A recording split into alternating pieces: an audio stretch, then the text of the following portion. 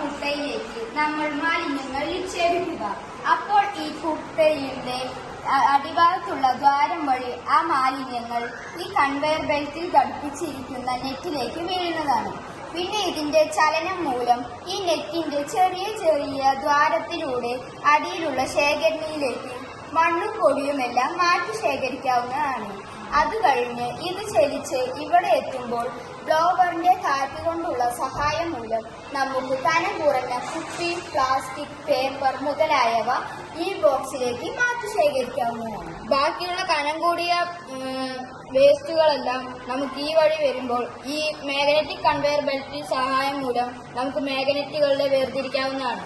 ബാക്കിയുള്ള വേസ്റ്റുകൾ ഇങ്ങോട്ട് വരുമ്പോൾ ഇൻസുലേറ്ററുകളും കണ്ടക്ടറുകളെയും തിരിച്ചറിയാൻ കഴിയുന്നു. ഈ കൈ ഉപയോഗിച്ച് നമുക്ക് ഇൻസുലേറ്ററുകളെയും കണ്ടക്ടറുകളെയും വേർതിരിച്ചു വെക്കാവുന്നതാണ്.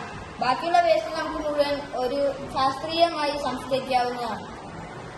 ഇത് അജൈവ മാലിന്യങ്ങളെ വേർതിരിക്കാനുള്ള ഒരു രീതിയാണ്.